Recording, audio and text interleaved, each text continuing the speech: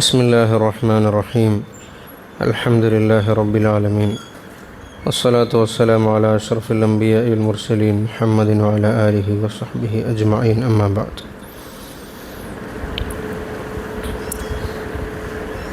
അള്ളാഹുമായി ബന്ധപ്പെട്ട പ്രകാശം, അള്ളാഹു സത്യവിശ്വാസികൾക്ക് നൽകുന്ന ഈമാനിയായ നൂറിനെ സംബന്ധിച്ചാണ് അവസാന ആയത്തുകൾ നമ്മൾ ചർച്ച ചെയ്തത്. ആ നൂറ്, ആ പ്രകാശം ഏറ്റവും ഉയർന്ന നിലയിലാണ്. പ്രകാശം ലഭിക്കാനുള്ള എല്ലാ ഉയർന്ന ഉപാധികളെയും അള്ളാഹു അതിൽ വിശദീകരിക്കുകയുണ്ടായി. ഒരു മിഷ്കാത്ത്, അതിലൊരു പ്രകാശമുണ്ട്. ആ പ്രകാശത്തിനുള്ള പാത്രം പളുങ്ക് പാത്രമാണ്. ആ പളുങ്ക് പാത്രം വെട്ടിത്തിളങ്ങുന്ന നക്ഷത്രം പോലെയുണ്ട്. അതിലുപയോഗിക്കപ്പെട്ടിരിക്കുന്ന എണ്ണ അത് ജെയ്ത്തൂൻ്റെതാണ്. ആ ജെയ്ത്തൂനാണെങ്കിൽ പൂർണ്ണമായ കിഴക്ക് വശത്തുള്ളതോ പൂർണ്ണമായ പടിഞ്ഞാറുള്ളതോ അല്ല എന്നിങ്ങനെയൊക്കെ പറഞ്ഞ് വിശേഷിപ്പിക്കുമ്പോൾ ഇതൊക്കെ ഏറ്റവും കൂടുതൽ പ്രകാശം ലഭിക്കുന്ന സ്രോതസ്സുകളാണ്.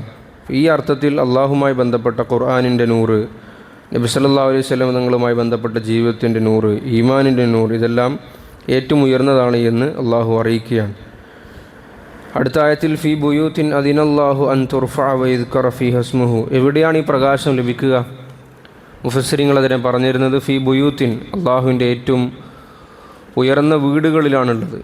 ആ വീടുകളുടെ പ്രത്യേകത എന്താണ്? അദിനല്ലാഹു അൻ തുർഫഅ, അള്ളാഹു ആ വീടുകളെ ഉയർത്താൻ, അതിനെ ബഹുമാനിക്കപ്പെടാൻ കൽപ്പിച്ചിരിക്കുന്നു. വയുദ്കറ ഫീഹ ഇസ്മുഹു, ആ വീടുകളിൽ അള്ളാഹുവിൻ്റെ പേരുകൾ ഉച്ചരിക്കപ്പെടാൻ, അള്ളാഹുവിനെ പറ്റിയുള്ള ചർച്ചകൾ ഉണ്ടാക്കി തീർക്കുന്നതിന് വേണ്ടി അള്ളാഹു കൽപ്പിച്ചിരിക്കുന്നു എന്ന് പറയുകയുണ്ടായി. മുഫസ്സിരിങ്ങൾ റഹിമഹുമുള്ള ഈ ആയത്തുമായി ബന്ധപ്പെട്ട് പള്ളിയുടെ ആദാബുകൾ, പള്ളിയുടെ മര്യാദകൾ, പള്ളിയോടുള്ള കടമകളൊക്കെ വിശദീകരിച്ചിട്ടുണ്ട്. അപ്പം ഉലമായിൻ്റെ ഇടയിൽ തന്നെ പള്ളി അലങ്കരിക്കാൻ പറ്റുമോ ഇല്ലേ എന്നതിൽ ഖിലാഫ് ഉണ്ടായിട്ടുണ്ട്. ചില പണ്ഡിതന്മാർ പറഞ്ഞത് തീരെ പാടില്ല, ഫകരിഹു ഖൗമുൻ, അത് ഒഴിവാക്കപ്പെടേണ്ടതാണ്. പള്ളി ഇബാദത്തിന് വേണ്ടി അടിസ്ഥാനപരമായ സൗകര്യം എന്നതിനപ്പുറത്തേക്ക് യാതൊരു അലങ്കാരവും പാടില്ല എന്നൊരു കൂട്ടം ആളുകൾ പറഞ്ഞിട്ടുണ്ട്. എന്നാൽ വേറെ ചില പണ്ഡിതന്മാർ പറഞ്ഞിരിക്കുന്നത്, അവർ പറഞ്ഞത് പറ്റുമെന്നാണ്. അബൂ ഹനീഫ റഹിമഹുള്ളയൊക്കെ ആ രീതിയിൽ വിശദീകരിച്ചിട്ടുണ്ട്. അതുകൊണ്ടാണ് അങ്ങനെ ഒരു വിഭാഗം പണ്ഡിതന്മാരുടെ അഭിപ്രായം ചർച്ചകളും ഉള്ളതിൻ്റെ പേരിലാണ് പിൽക്കാലത്ത് നമ്മൾ നബി സല്ലല്ലാഹു അലൈഹി വസല്ലം തങ്ങളുടെ കാലഘട്ടത്തിന് ശേഷമുള്ള മസാജിദുകളെ നമ്മൾ നോക്കിക്കഴിഞ്ഞാൽ ആ പള്ളികൾക്ക് ഇത്രയും വലിയ രീതിയിൽ അലങ്കാരവും പ്രൗഢിയുമുള്ള രീതിയിലുള്ള ഘടനകളും തർത്തീബുകളും ചെയ്യപ്പെട്ടിരിക്കുന്നത്. എത്രത്തോളം നമുക്ക് കാണാൻ വേണ്ടി സാധിക്കും, ഉമർ ബിൻ അബ്ദുൽ അസീസ് നബി സല്ലല്ലാഹു അലൈഹി വസല്ലം തങ്ങളുടെ മസ്ജിദുൻ നബവിയെ അദ്ദേഹത്തിൻ്റെ അധികാരത്തിന് മുമ്പ് തന്നെ അതിനെ വലിയ രീതിയിൽ അലങ്കരിക്കാൻ വേണ്ടി ആയിരക്കണക്കിന് ദീനാറുകൾ ചെലവഴിക്കപ്പെട്ടിട്ടുണ്ട് എന്ന് പറഞ്ഞതായി കാണാം. അടുത്തത് പള്ളിയുമായി ബന്ധപ്പെട്ട് വമിമ്മ തുസാനു അൻഹുൽ മസാജിദ് വ തുനസ്സഹു അൻഹു അർറവാഇഹുൽ കരീഹ, പള്ളി മോശമായ ഗന്ധങ്ങളിൽ നിന്നും മോശമായ വാക്കുകളിൽ നിന്നുമൊക്കെ പള്ളിയെ ഒഴിവാക്കപ്പെടേണ്ടതാണ്, അതിനെ സുരക്ഷിതമാക്കപ്പെടണം. അതുകൊണ്ട് നബിതങ്ങൾ പറഞ്ഞത് മൻ അക്കല മിൻ ഹാദിഹി ഷജറത്തി യാനി അസൂമ ഫലാ യഅതിയന്നൽ മസാജിദ്, ആരെങ്കിലും ഉള്ളി അതിനെ വേവിക്കാതെ പച്ചയായി ഭക്ഷിച്ചിട്ടുണ്ട് എങ്കിൽ അവൻ നമ്മുടെ പള്ളിയിലേക്ക് വരരുത് എന്ന് മുഹമ്മദ് റസൂലുള്ളാഹി സ്വല്ലല്ലാഹു അലൈഹി വസല്ലം. എന്താ അതിൻ്റെ കാരണം? അതിൻ്റെ പേരിൽ തതഅദ്ദാ മിമ്മാ യതഅദ്ദാ മിൻഹു ബനു ആദം എന്നാണ് നബിതങ്ങൾ പറഞ്ഞത്. അതായത് ഉള്ളി ഭക്ഷിച്ചു കഴിഞ്ഞാൽ, അത് വേവിക്കാണ്ട് കഴിച്ചു കഴിഞ്ഞാൽ അതിൻ്റെ ഗന്ധമുണ്ടാകും, ദുർഗന്ധം ഉണ്ടാകും. അത് മനുഷ്യന്മാർക്ക് ബുദ്ധിമുട്ടുണ്ടാകും. മനുഷ്യന്മാർക്ക് ബുദ്ധിമുട്ടുണ്ടാകുന്ന കാര്യങ്ങളിലൊക്കെ മലക്കുകൾക്കും ബുദ്ധിമുട്ടുണ്ടാകും. അപ്പോൾ മലക്കുകൾ പള്ളിയുമായി അടുപ്പമില്ലാത്ത ഒരവസ്ഥ വരും. അപ്പോൾ ആ അർത്ഥത്തിൽ ഫുഖഹ പറഞ്ഞിരിക്കുന്നത് അങ്ങനെ ഉള്ളി ഭക്ഷിച്ചു കഴിഞ്ഞാൽ മിസ്വാക്ക് ചെയ്യാതെ പള്ളിയിലേക്ക് വരാൻ വേണ്ടി പാടില്ല എന്ന്. അപ്പോൾ ആ ഒരു ഭക്ഷ്യവസ്തു എന്ന് മാത്രമല്ല നബിതങ്ങളോട് പറഞ്ഞ കാരണം എന്ന് പറയുന്നത് മോശമായ ദുർഗന്ധം ഉണ്ടാകുക എന്നുള്ളതാണ്. അപ്പോൾ അതുമായി ബന്ധപ്പെട്ട് എന്തെല്ലാം ഉണ്ടോ, ഇപ്പം സ്മോക്ക് ചെയ്യുന്ന ആളുകൾ, അല്ലെങ്കിൽ ആ രീതിയിലുള്ള പിന്നെ ഇങ്ങനത്തെ സാധനങ്ങളൊക്കെ കഴിക്കുന്ന ആളുകൾ, അങ്ങനത്തെ ഉള്ള ആളുകളൊക്കെ പള്ളിയിലേക്ക് വരുമ്പോൾ പ്രത്യേകം ശ്രദ്ധിക്കേണ്ടതാണ്. മാത്രമല്ല പള്ളിയിൽ മനുഷ്യന്മാർക്ക് ബുദ്ധിമുട്ടുണ്ടാക്കുന്ന വർത്തമാനങ്ങൾ, പറയുന്ന കാര്യങ്ങൾ, ആ കാര്യങ്ങൾ ഒഴിവാക്കപ്പെടേണ്ടതാണ്. ആ കാര്യങ്ങൾ പറയുന്ന ആളുകളെയും ഒഴിവാക്കപ്പെടേണ്ടതാണ്. അങ്ങനെ പ്രത്യേകം മനസ്സിലാക്കണം. ഉമർദാൻ്റെ കാലഘട്ടത്തിൽ, അതിനുശേഷമുള്ളൊരു താബീൻ്റെ കാലഘട്ടത്തിൽ അങ്ങനെ ഉണ്ടായിരുന്നു. അദ്ദേഹം ബഹുമാനപ്പെട്ട ഉമർ ബിൻ അബ്ദുൽ ബർ എന്ന വ്യക്തി പറയാണ്, ഞങ്ങളുടെ ഉസ്താദിൻ്റെ കാലം അഹ്മദ് ബിൻ അബ്ദുൽ മലിക് ഹിഷാം റഹിമുള്ളൻ്റെ കാലഘട്ടത്തിൽ ഇങ്ങനൊരു വ്യക്തി ഉണ്ടായിരുന്നു. അയാളെ പറ്റിയിട്ട് അവിടെ ഒരു നാട്ടുകാരനെ പറ്റിയിട്ട് ആളുകളൊക്കെ വന്നിട്ട് ഇദ്ദേഹത്തിൻ്റെ അടുക്കൽ പരാതി പറഞ്ഞു. ഇയാളെ പള്ളിയിൽ വന്നു കഴിഞ്ഞാൽ എല്ലാവരെയും മോശം പറയുന്നത്, എല്ലാവരെയും കുറ്റം പറയുക. അങ്ങനെ പള്ളി ഒരു അഖ്വാലു സയ്യിഅൻ്റെ കേന്ദ്രമാക്കി മാറ്റുക. അപ്പോൾ എന്താ ചെയ്യുക? ഒന്നുകിൽ ഇയാളെ പിടിച്ചിട്ട് ബാക്കിയുള്ള ആൾ പള്ളിയിൽ വരാനെടുക്കേണ്ട അവസ്ഥയിലേക്ക് വരുന്ന ഒരു ഘട്ടമുണ്ടായപ്പോൾ ഇദ്ദേഹം ഫത്വ നൽകി. ഫഅഫ്താ ബി ഇഖ്റാജിഹി മിനൽ മസ്ജിദ്, അയാളെ പള്ളിയിൽ നിന്ന് പിടിച്ച് പുറത്താക്കാൻ വേണ്ടി കൽപ്പിച്ചു. കാരണം 99 ആൾക്ക് ഒരാളെ കൊണ്ട് പ്രശ്നം ഉണ്ടാകുന്നുണ്ടെങ്കിൽ മാറേണ്ടത് 99 ആളല്ല, ആ ഒരാളാണ്. കാരണം പള്ളിയിൽ ഉള്ളി ഭക്ഷിച്ചിട്ട് മലക്കുകൾ വരില്ല എന്ന് പറഞ്ഞിട്ട് ഉള്ളി ഭക്ഷിച്ച ആൾ പള്ളിയിൽ വരണ്ടെന്ന് പറഞ്ഞിട്ടുണ്ടെങ്കിൽ അവിടെ മനുഷ്യന്മാർക്ക് ബുദ്ധിമുട്ടുണ്ടാകാൻ പാടില്ല എന്ന എലമെൻറ്റ് വളരെ പ്രധാനപ്പെട്ടതാണ്. അപ്പോൾ അദ്ദേഹം ഫഅഫ്താ ബി ഇഖ്റാജിഹി മിനൽ മസ്ജിദി വ ഇബ്ആദിഹി അൻഹു വ അല്ലാ യുശാഹിദ മഅഹു മുസ്സല, ജമാഅത്ത് നിസ്കാരത്തിന് ഒരു ആ മനുഷ്യൻ പങ്കെടുക്കരുത് എന്ന നിലക്ക് പറയുണ്ടായി. അപ്പോൾ നമ്മൾ ആ വിഷയത്തിൽ വളരെയേറെ ജാഗ്രത പുലർത്തേണ്ടതുണ്ട്. ഇപ്പോൾ കളവ് പറയുന്നതിനെ പറ്റിയിട്ടും ഹദീസിൽ അങ്ങനെ തന്നെയല്ലേ കാണാൻ പറ്റുന്നത്. ഒരു മനുഷ്യൻ കളവ് പറഞ്ഞു കഴിഞ്ഞാൽ അയാളെ വായിൽ നിന്നും ഒരു ദുർഗന്ധം വരും. ആ ദുർഗന്ധത്തിൻ്റെ പേര് മലക്കുകൾ ഒരുപാട് ദൂരം സഞ്ചരിക്കും, അകന്ന് സഞ്ചരിക്കും എന്ന് ബഹുമാനപ്പെട്ട റസൂലുള്ളാഹി സ്വല്ലല്ലാഹു അലൈഹി വസല്ലം തങ്ങൾ പറയുണ്ടായി. ഒരു മനുഷ്യൻ പള്ളിയിൽ നിത്യമായി പോകുന്നത് കണ്ടാൽ ഇദാ റഅയ്തുമുർ റജല യഅതാദുൽ മസ്ജിദ ഫഷ്ഹദൂ ലഹു ബിൽ ഈമാൻ, അത് അയാൾക്ക് ഈമാനുണ്ട് എന്നതിൻ്റെ ലക്ഷണമാണ് എന്ന് മുഹമ്മദ് റസൂലുള്ളാഹി സ്വല്ലല്ലാഹു അലൈഹി വസല്ലം. മറ്റൊരു വിഷയം, നബി സല്ലല്ലാഹു അലൈഹി വസല്ലം തങ്ങൾ പള്ളിയിൽ വെച്ചിട്ട് കച്ചവടത്തിനെയും അതുപോലെ തന്നെ ഭൗതികമായ ഏർപ്പാടുകളെയും നബി തങ്ങൾ വിലക്കുകയുണ്ടായി. പള്ളി കച്ചവടം ചെയ്യാനുള്ള സ്ഥലമല്ല. എത്രത്തോളം ഇൻഷാദുല്ലാഹ് അല്ല, നഷ്ടപ്പെട്ടു പോയ വസ്തുവിനെ പരസ്യപ്പെടുത്തൽ, അത് ആരെങ്കിലും കണ്ടിട്ടുണ്ടോ എന്ന് അന്വേഷിച്ച് നടക്കൽ, ഇതുപോലും നബി സല്ലല്ലാഹു അലൈഹി വസല്ലം തങ്ങൾക്ക് ഇഷ്ടമുണ്ടായിരുന്നില്ല എന്ന് ഹദീസുകളിൽ കാണാം. ഒരാൾ എഴുന്നേറ്റിട്ട് മൻ ദഅ ഇലൽ ജമലിൽ അഹ്മർ, ഒരാൾ എഴുന്നേറ്റിട്ട് എൻ്റെ ചുവന്ന ഒട്ടകം കണ്ടോ എന്ന് പള്ളിൻ്റെ ഉള്ളിൽ ഇങ്ങനെ ചോദിക്കുകയുണ്ടായി. ഞാൻ പള്ളിയിൽ വന്നപ്പോൾ എൻ്റെ ചുവന്ന ഒട്ടകം കാണുന്നില്ല, ആരെങ്കിലും കണ്ടിട്ടുണ്ടോ എന്ന് പള്ളിൻ്റെ ഉള്ളിൽ നിന്ന് ചോദിച്ചപ്പോൾ നബി തങ്ങൾ ചോദിച്ചു, ആരാണിങ്ങനെ ആ ചുമന്ന ഒട്ടകത്തിലേക്ക് ഇങ്ങനെ ആൾക്കാരോട് ചോദിക്കുന്നുണ്ടായിരുന്നത്? ലാ വജത്ത, അത് കിട്ടാണ്ടായിപ്പോട്ടെ എന്ന് പറഞ്ഞു. ഇന്നമാ ബുനിയത്തിൽ മസാജിദു ലിമാ ബുനിയത്തിൽ ലഹു, പള്ളി ഉണ്ടാക്കപ്പെട്ടിരിക്കുന്നത് അതിനു വേണ്ടിയിട്ടാണ്. എന്താ കാര്യം എന്നറിയോ? നമ്മൾ ബിഹേവിയറൽ സെറ്റിംഗ് തിയറി എന്ന് പറഞ്ഞൊരു സിദ്ധാന്തമുണ്ട് സൈക്കോളജിയിൽ. അപ്പോൾ അത് മനസ്സിലാക്കിയാൽ ഇത് ക്ലിയറായിട്ട് മനസ്സിലാവും എന്തുകൊണ്ടാണ് പള്ളീനെ ഇത്ര തീവ്രമായിട്ട് ഒരു പർട്ടിക്കുലർ സാധനത്തിൻ്റെ ഉള്ളിൽ ഒതുക്കി നിർത്താൻ വേണ്ടി പറഞ്ഞതെന്ന് തിരിയും. ബിഹേവിയർ സെറ്റിംഗ് തിയറി എന്ന് പറഞ്ഞു കഴിഞ്ഞാൽ ഓരോ സ്ഥലത്തിനും പ്രത്യേകമായ പെരുമാറ്റ ചട്ടങ്ങളും തർത്തീബുകളും ഘടനകളും ഉണ്ട്. അതുണ്ടായിക്കഴിഞ്ഞാൽ ആ സ്ഥലത്തേക്ക് മനുഷ്യനെത്തലോടുകൂടി ആ മനുഷ്യൻ്റെ പെരുമാറ്റത്തിൽ മാറ്റം ഉണ്ടാകും. ഉദാഹരണം പറഞ്ഞാൽ നമ്മളൊരാൾ ലൈബ്രറി പോയിട്ടിരിക്കുന്നത്, ലൈബ്രറിയിൽ നമ്മുടെ നാട്ടിലെ സംവിധാനം വളരെ കുറവാണ്, എങ്കിലും ലൈബ്രറി പോയ ആളുകൾക്ക് മനസ്സിലാവും. ലൈബ്രറി പോയി കഴിഞ്ഞാൽ എല്ലാവരുടെ സംസാരത്തിന് എന്ത് ചെയ്യും? ഒന്ന് കുറയും. ഫോണ് സൈലൻ്റ് ആവും. അതിനാരും പ്രസംഗിച്ചിട്ടൊന്നുമില്ല. അപ്പം ആരും ലൈബ്രറിയിൽ സൗണ്ട് ഉണ്ടാക്കാൻ പാടില്ല. അങ്ങനെ ഇസ്ലാമിക വിശേഷം അങ്ങനെ ഒരു കാഴ്ചപ്പാടുമില്ല. പക്ഷെ നമ്മളറിയാതെ നമ്മൾ എന്ത് ചെയ്യുന്നുണ്ട്? സൈലൻ്റ് ആകുന്നില്ല. ഹോസ്പിറ്റലിൽ പോയി കഴിഞ്ഞാൽ നമ്മൾ സൈലൻ്റ് ആകുന്നില്ല. പക്ഷേ ഇതേ നമ്മൾ മാർക്കറ്റിലെത്തി പോയി കഴിഞ്ഞാൽ നമ്മളെ ശബ്ദം നമ്മൾ പോലും അറിയാതെ കൂടും. ഇതാണ് ബിഹേവിയറൽ സെറ്റിംഗ് എന്ന് പറയും. ഓരോ സ്ഥലത്തിനും ആ സ്ഥലം ഉണ്ടാക്കി തീർത്ത അലിഖിതമായ കുറേ നിയമങ്ങളുണ്ട്. ആ നിയമം ഉള്ളിടത്തോളം കാലം അവിടെ വരുന്ന എല്ലാ ആളുകളും ഓട്ടോമാറ്റിക് എന്ത് ചെയ്യും? അത് കീപ്പ് ചെയ്യും. അപ്പോൾ മനുഷ്യൻ്റെ പെരുമാറ്റത്തിൽ മാറ്റം ഉണ്ടാവും. പള്ളി എന്ന് പറയുന്നത് വഖാറ്, തഅലീമ്, സക്കീനത്ത്, ഗാംഭീര്യത, അച്ചടക്കം, ഇബാദത്ത്, ഇതിനു വേണ്ടി മാത്രമുള്ള സാധനമാണ് പള്ളി. അപ്പോൾ ഇത് എപ്പോഴും കീപ്പ് ചെയ്യപ്പെട്ട് കഴിഞ്ഞാൽ ആര് പള്ളിയിലേക്ക് വന്നാലും സ്വമേധയാ ആ മനുഷ്യൻ്റെ പെരുമാറ്റത്തിൽ എന്തുണ്ടാവും? മാറ്റം ഉണ്ടാവും. അതിൻ്റെ വ്യത്യാസം നമ്മൾ പറഞ്ഞുതരാം. ഒരു 10-15 വർഷങ്ങൾക്ക് മുമ്പ് നമ്മളൊക്കെ പള്ളിയിലേക്ക് വരുമ്പം എത്ര സാധാരണ മനുഷ്യൻ എന്ന് പറഞ്ഞാലും അയാൾ പള്ളിയിലെത്തി അയാൾ മിണ്ടാണ്ടിക്കും, അയാൾ മൗനിയായി, അയാൾ വേറെ ഒച്ചപ്പാടും ബഹളങ്ങളും ഒന്നുമില്ല. കുട്ടികളടക്കം അങ്ങനെയായിരുന്നു ഒരു പരിധി വരെ. പക്ഷെ ഒരു 15 വർഷം കഴിഞ്ഞപ്പോൾ നമ്മളതിൽ കുറച്ചൊന്ന് അയഞ്ഞ്, നമ്മളെന്തായി? കുറച്ചൊന്ന് അയഞ്ഞ്. ഹസൻ ഹുസൈൻ റളിയല്ലാഹു പള്ളിയിൽ വന്നിട്ടുണ്ടല്ലോ, ഹസൻ ഹുസൈൻ റളിയല്ലാഹു നബി തങ്ങളെ തോളത്ത് കയറിയിട്ടുണ്ടല്ലോ, ഹസൻ ഹുസൈൻ റളിയല്ലാഹു നബി തങ്ങളെ തോളത്ത് കയറിയിട്ടുണ്ട്. ഒരു ഹദീസിൽ പോലും ഹസൻ ഹുസൈൻ റളിയല്ലാഹു അൻഹു പള്ളിയിൽ നിന്ന് ശബ്ദമുണ്ടാക്കിയെന്ന് കാണിക്കാൻ കഴിയില്ല. അതാണ് പറയുന്ന ആളുകൾ തെളിവ്. ഹസൻ ഹുസൈൻ റളിയല്ലാഹു പള്ളിയിൽ വന്നിട്ടില്ലേ? തോളത്ത് കയറിയിരുന്നിട്ടേ ഉള്ളൂ, ശബ്ദം ഉണ്ടാക്കിയിട്ടില്ല. അപ്പോൾ എന്താ സംഭവിച്ചത്? ആ ഒരു 15 വർഷം നമ്മളിപ്പം കാണുമ്പോൾ പള്ളി എന്തായി? അത് നഷ്ടപ്പെട്ടിട്ടുണ്ട്. വളരെ ഖേദകരമായ അവസ്ഥയാണ്. എല്ലാവരും ശബ്ദകോലാഹലങ്ങൾ ഉണ്ടാക്കാൻ വേണ്ടി തുടങ്ങി. ഒരു കാലത്ത് പള്ളിയിൽ നിന്ന് ഫോൺ നോക്കൂലായിരുന്നു, ഫോൺ നോക്കേയില്ല, എന്താവശ്യത്തിനാലും ശരി. മെസ്സേജസിന് റിപ്ലൈ കൊടുക്കൂല, ഒന്നും നോക്കൂല. എന്ത് കാര്യം ഉണ്ടെങ്കിൽ പുറത്തുനിന്ന് എന്ന് പറയും, കഴിഞ്ഞിട്ട് പറയാം. പക്ഷെ ഇപ്പം എന്തായി? നമ്മളതിൽ അയവ് കാണിച്ചപ്പോൾ നമ്മൾ തീരുമാനിച്ചതിൻ്റെ ആവശ്യമില്ല. അപ്പോൾ ആ തർത്തീബിൽ നിന്ന് മാറി പള്ളിയിലേക്ക് വരുന്ന ആളുകളിലും ആ പെരുമാറ്റത്തിൻ്റെ സ്വഭാവം മാറ്റം നമ്മൾ കണ്ടു തുടങ്ങി. ഇത് അപകടകരമാണ്. ഇതാരുണ്ടാക്കേണ്ടത്? ഇതാരും വന്നിട്ട് ഉണ്ടാക്കേണ്ടതല്ല, നമ്മൾ ഓരോരുത്തരും നമ്മൾ പ്രാദേശികമായിട്ട് ഉണ്ടാക്കേണ്ട സാധനമാണ്.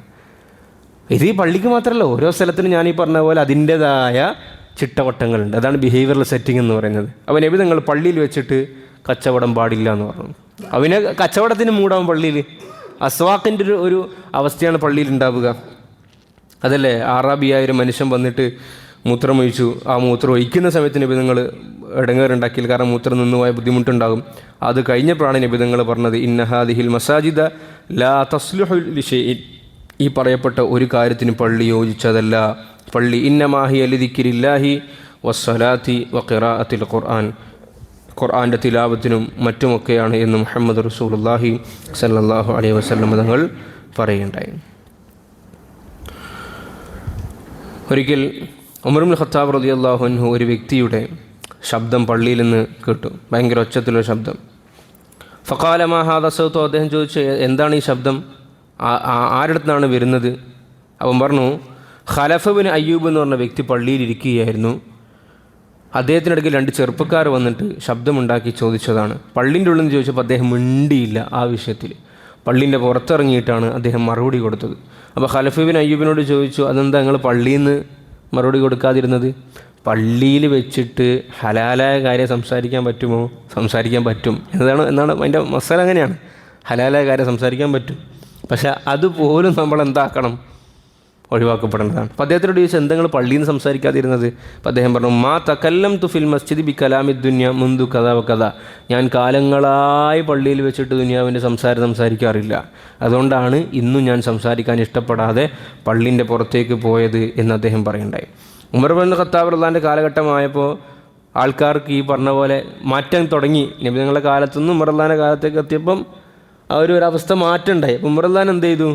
ഇവർക്ക് മനസ്സിലായി ഇതിങ്ങനെ പറഞ്ഞിട്ട് തീരൂല എന്ന് മനസ്സിലായപ്പോൾ പള്ളിൻ്റെ പുറത്ത് ഒരു തിണ്ണ ഉണ്ടാക്കി, ഒരു കോലായി ഉണ്ടാക്കി. പള്ളിൻ്റെ കോലായിൽ ഉമർ റളിയല്ലാഹു പറഞ്ഞു, ഇനി ആർക്കെങ്കിലും വർത്താനം പറയാനുണ്ടെങ്കിൽ അവിടെ ഇരുന്നിട്ട് എന്ത് ചെയ്തോ, വർത്താനം പറഞ്ഞ് തീർത്തിട്ട് എന്ത് ചെയ്യാം, പള്ളിൻ്റെ ഉള്ളിലേക്ക് വരിക എന്ന് ബഹുമാനപ്പെട്ട ഉമർ ഇബ്നുൽ ഖത്താബ് റളിയല്ലാഹു തആല അൻഹു പറയുണ്ടായി.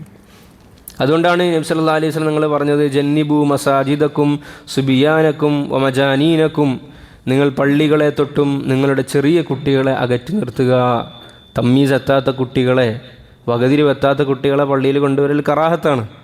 അതുപോലെ ബുദ്ധിക്ക് കേടുപാടുള്ള വ്യക്തികൾ, അവരെയും പള്ളികളെ തൊട്ട് നിങ്ങൾ എന്ത് ചെയ്യണം? അകറ്റണം. നമ്മളെ മക്കളെ നമ്മൾ പള്ളിയിൽ കൊണ്ടുവരുന്നത് എന്തിനാണ് പള്ളി കൊണ്ടുവരുന്നത്?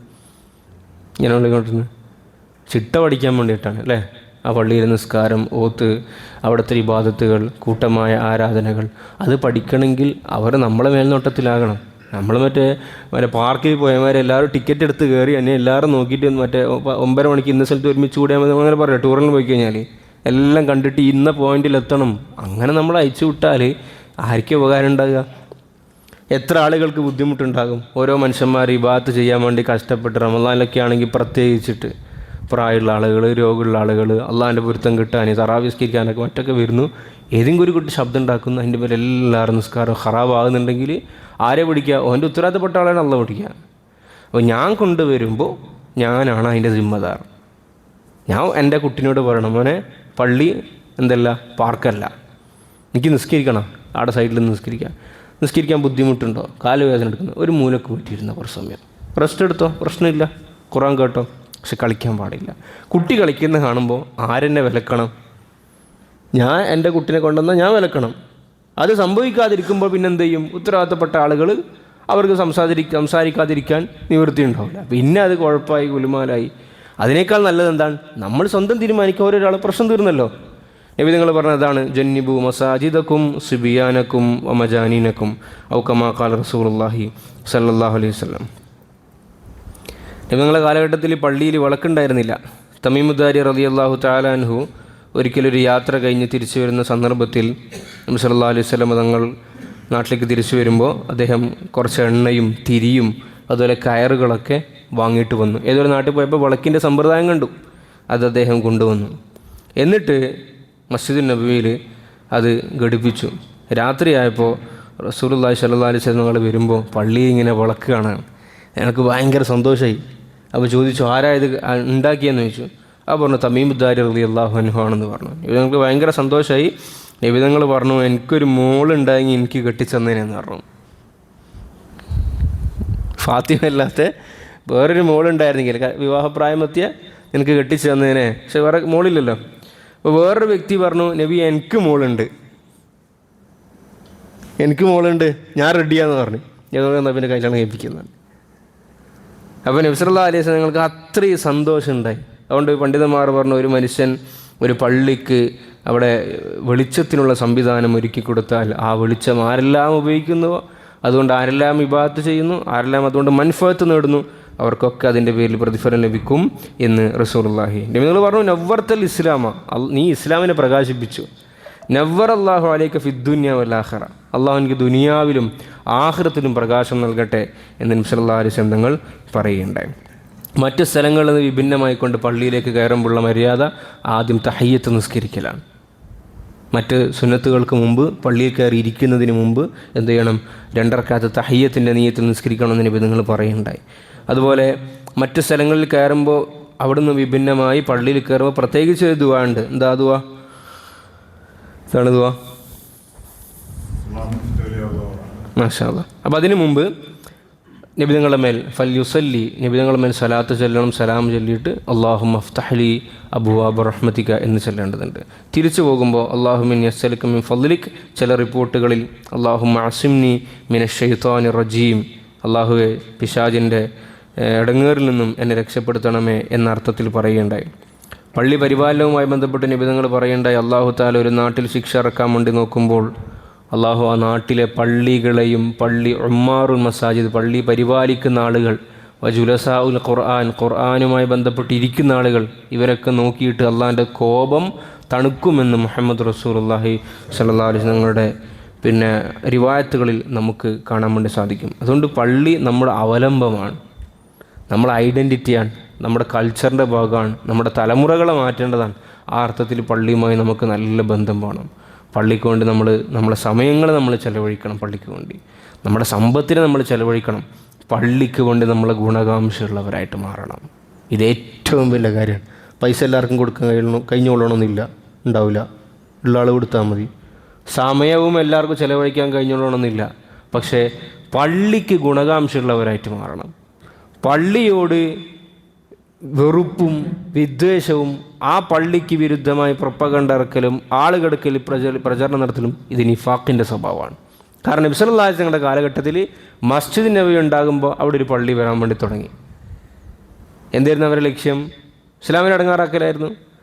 രസമല്ല, ഈ പള്ളിയിൽ ഉണ്ടായിട്ട് എൻ്റെ ഉദ്ഘാടനത്തിന് ആരെ തന്നെ ക്ഷണിച്ച്? നബി തങ്ങളെ തന്നെ. ഇപ്പോൾ കോലത്തിൽ നോക്കുമ്പോൾ അത് പള്ളി തന്നെയാണ്. അപ്പോൾ അല്ലാഹു തആലക്ക് അറിയാം ഇവരുടെ മനുഷ്യ എന്താണ്, ഇവരുടെ താല്പര്യം എന്താണെന്ന്. അല്ലാഹ് പറഞ്ഞു തങ്ങളെ പോരുത് എന്ന് പറഞ്ഞു. ലാ തഖും ഫീഹി അബദ, അത് പൊളിക്കാൻ വേണ്ടി കൽപ്പിച്ചു. അതുകൊണ്ട് പള്ളിക്ക് വിരുദ്ധമായി നമ്മൾ പ്രവർത്തിക്കരുത്. പള്ളിയിലെ ആളുകളോട് നമുക്ക് ആശയപരമായിട്ടോ വ്യക്തിപരമായിട്ടോ വിയോജിപ്പുകളുണ്ടാകാം. അത് ആ വ്യക്തിയിൽ മാത്രം ഒതുങ്ങി നിൽക്കേണ്ടതാണ്. പള്ളിക്ക് വിരുദ്ധമായത് അത് മനുഷ്യന്മാർക്ക് ഉണ്ടാവും. ചിലപ്പോൾ പള്ളി ഇമാമിനോട് ചിലപ്പം ഇഷ്ടക്കേടുണ്ടാവും, ഇഷ്ടക്കുറവുണ്ടാവും, സെക്രട്ടറിനോട് ഇഷ്ടക്കേടുണ്ടാവും. അത് ആ വ്യക്തിയിൽ ഒതുങ്ങ്, അതാണ് അതിൻ്റെ മാന്യത. അല്ലാതെ ആ പള്ളിക്കെതിരെ ആളുകളോട് സംസാരിച്ചു പള്ളിയിൽ നിന്നും ജനങ്ങളെ അകറ്റി പള്ളിനോട് വെറുപ്പുണ്ടാക്കുന്നുണ്ടെങ്കിൽ നമ്മൾ സത്യത്തിൽ ആരെ വീട്ടിനോടോ നമ്മൾ ജനങ്ങളെ അടുപ്പിക്കുന്നതും ഭിന്നിപ്പിക്കുന്നതും അള്ളാഹിൻ്റെ വീട്ടിനോട്. അപ്പോൾ അള്ളാഹിൻ്റെ വീട്ടിൽ നിന്നും ജനങ്ങൾ അകറ്റുന്നുണ്ടെങ്കിൽ നമ്മൾ ആരിൽ നിന്നാണ് അകറ്റുന്നത്? അള്ളാഹ് ഒറ്റ ചോദ്യം ചോദിക്കുന്നുള്ളൂ, വമൻ അദ്ലമു മിമ്മൻ മനഅ മസാജിദല്ലാഹ്. അള്ളാഹിൻ്റെ പള്ളിയിൽ നിന്നും ജനങ്ങളെ തടയുന്നവനേക്കാൾ വലിയ അക്രമി ആരാ ഉള്ളത്? അയ്യുദ്കറ ഫീ ഹസ്മുഹു വസഅ ഫീ ഖറാബി. അതിനെ പൊളിക്കാൻ നടക്കാന്ന് പറഞ്ഞാൽ ഇഷ്ടിക കല്ലി അളക്കൽ മാത്രമല്ല. ഒരു പള്ളി ഖറാബ് വസഅ ഫീ ഖറാബിഹ എന്നല്ല ഖുർആൻ ഉപയോഗിച്ചത്. ഖറാബാകുക എന്നാണ് എന്താ അർത്ഥം? പള്ളിൻ്റെ ഇഷ്ടിക ഇളകൽ മാത്രമല്ല, ആ പള്ളി ശൂന്യമാകുക, പള്ളിയിൽ നിന്നും ജനങ്ങൾ എത്തിച്ചേരാത്ത അവസ്ഥ ഉണ്ടാകുക. അപ്പോൾ ആ രീതിയിൽ നമ്മുടെ വാക്കുകൾ, നമ്മുടെ പ്രവൃത്തികൾ, അത് ലോകത്തുള്ള ഏത് പള്ളി ആയിക്കൊള്ളട്ടെ, ഏത് പ്രസ്ഥാനത്തിൻ്റെ പള്ളി ആയിക്കോട്ടെ, ഏത് ആശയത്തിൻ്റെ പള്ളി ആയിക്കോട്ടെ, പള്ളിയാണോ അത് വഖഫ് ചെയ്യപ്പെട്ടോ അത് മസ്ജിദായോ ആ പള്ളിയോടുള്ള ഹുർമത്തുകൾ നമ്മൾ കീപ്പ് ചെയ്യപ്പെടേണ്ടതാണ്. അള്ളാഹു സുബ്ഹാനഹു വ തആല നമുക്ക് മരണം വരെ പള്ളിയുമായി നല്ല ബന്ധം നമുക്ക് നൽകി അനുഗ്രഹിക്കുമാറാകട്ടെ. പള്ളിയോടുള്ള ആദാബുകൾ, മര്യാദകളൊക്കെ